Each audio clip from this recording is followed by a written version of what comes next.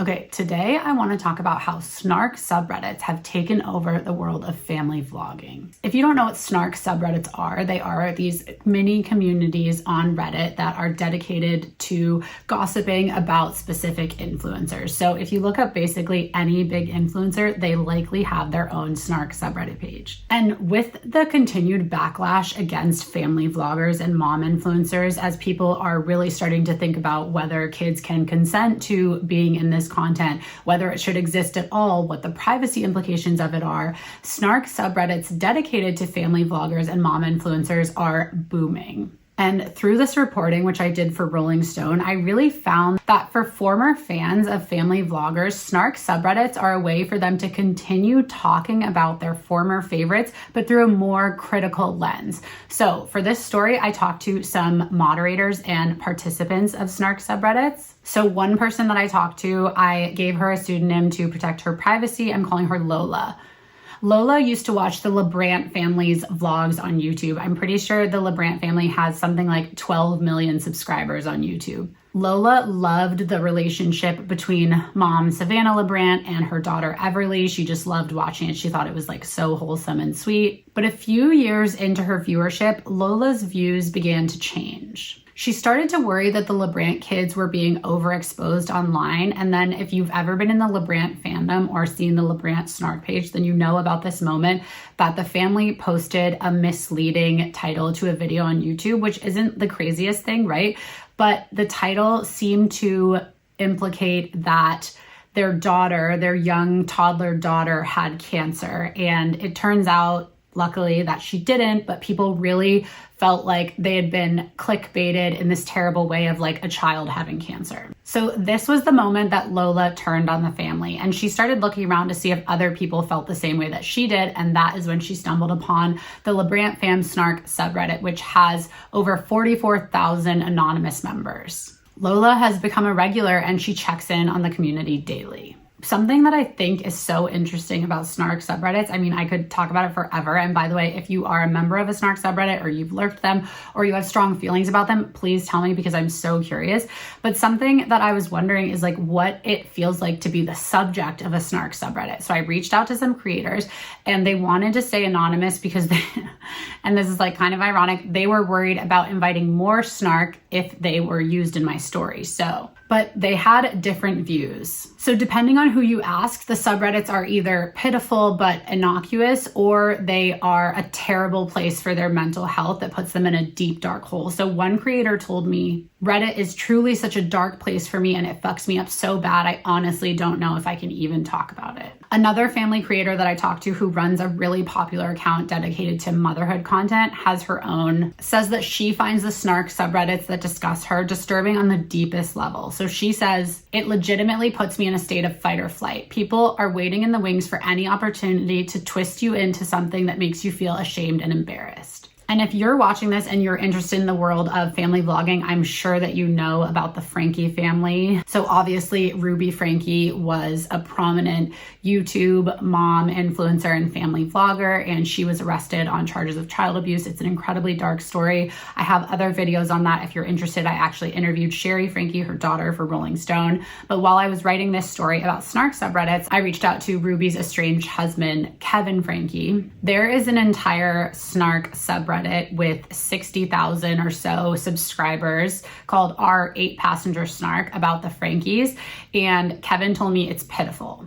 So Kevin is interesting because he has little patience for the family vlogging industry. He told me that he's declaring war on all exploitation of children on social media, but he also says that he feels pity for people who spend their time on Snark subreddits. He says they're largely meaningless echo chambers, which I'm wondering if you're watching this, do you agree with that? He said it's these disgruntled former fans that gather and almost have a group therapy session. If that does something for them, great. I have pity on these individuals that so many of them have to continue hashing and rehashing meaningless narratives that don't really matter. So a question that I have about Snark subreddits is like, these people don't count themselves as fans, right? Like if anything, they would say that they're the opposite of a fan of these people. Like they snark on the people. Sometimes they hate the people that they're snarking on, right? But like if you are spending your time screenshotting someone else's content and spending all this time on a on a platform dedicated to them, can you really say that you're a former fan? Like, to me, that's a little bit of fan behavior. But snarkers do try to find a way around this because obviously in a world where views mean money for influencers, snarkers have specific services that they use to watch the content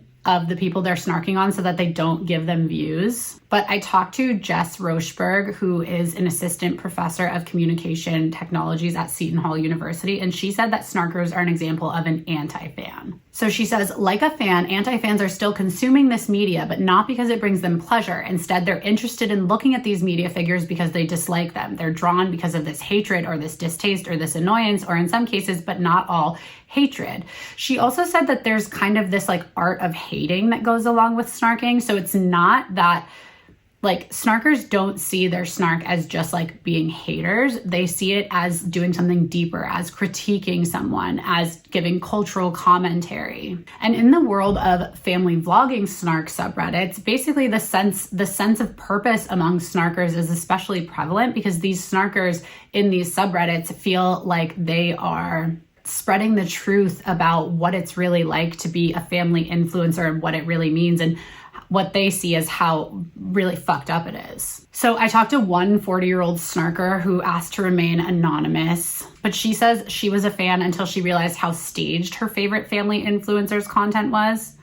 And then she says, I started wondering how many takes it took to get the perfect photo and notice how in all of the pictures her kids laughing, you could see her hands tickling them and I never noticed it before. I don't know how I missed it for so long. Snarking feels like a way to be a voice for the kids. I check it almost every day. So you really see that sense of purpose, right? Like it's not that they're just hating, it's that they're taking care of children, right? They're spreading the truth about these supposed harms against children. Another 20-year-old snarker who also asked to remain anonymous says she's not drawn by the drama of family vloggers, but a push for change. She says what they're doing to their kids is so upsetting and should not be legal. They publicize and monetize their children's memories and childhoods. No amount of money, discomfort, or exploitation would have been worth exchanging my normal childhood. So I'm curious if you guys think that this kind of like moral crusade of these snarkers is actually true. Like, do you think that it's just hating or do you think that it is this kind of moral crusade? And it is interesting to me because snarkers say that they're fighting for the privacy of the children on these family vlogging channels, but also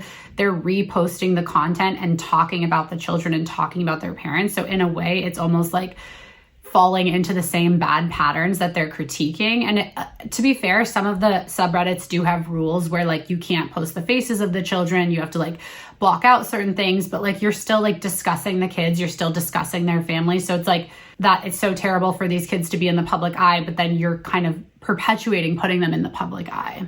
Like snarkers generally believe that the children of family vloggers are overexposed, but they can't seem to stop themselves from contributing to that problem. A moderator of one snark subreddit told me that she does feel guilty sometimes. So one time, and she's part of a big snark subreddit with tens of thousands of members, and an insider of the family actually came and told the moderators the name of the new baby that was being born. And if you're in the influencer world or you know anything about it, you know that like name announcements are big for influencers. So spoiling it is like, that's taking money out of their pocket. So the snark subreddit, they released the baby's name. And she said that she did feel guilty about that, but what it comes down to is she doesn't feel like anyone should be making a living off the backs of their kids. So by releasing the name themselves, they kind of took that opportunity from the parents. But I don't know, like, does that logic, I want to know what you think of that logic. And I did ask her, like, if she thinks that she's furthering the exploitation that she seems to be rallying against.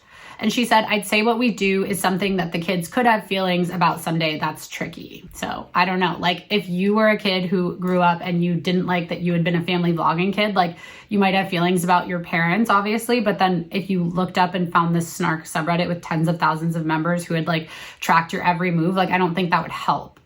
But it's interesting because on the path from fan to snarker, there's sometimes like a catalyzing event. So like in the cases of many people on the Frankie subreddit, on the R8 passenger snark, it was when Ruby Frankie was arrested for child abuse, they decided to change from a fan to a snarker. So one 23-year-old poster who asked to remain anonymous said, I joined because of the drama surrounding Ruby Frankie. And now this snarker checks the subreddit daily. But for other people, it's not so much like a dramatic catalyzing event as it's like kind of like a slow burn. So one 19-year-old anonymous snarker told me that she loved this one family for a really long time, and then she started feeling really uneasy about the pranks they were playing on their children for YouTube videos. And she said, I joined these subs to keep up with what they're doing, but not in a supportive way. And then another snarker put it really simple. She said, I'm a snarky person and I don't like child exploitation. One of the targets of a Snark subreddit who asked to remain anonymous told me that all former snarkers were fans at one point. She says, I think they were all fans at one point, then all of a sudden family vlogs aren't cool anymore,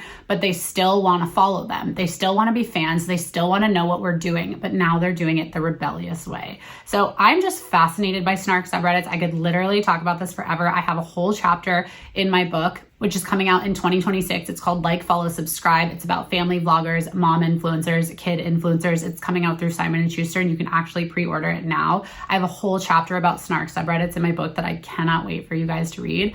And if you are interested in more internet deep dives like this, interested in the lives of mom influencers and family vloggers, make sure that you follow me and you subscribe and hit the notification bell so you don't miss my next video.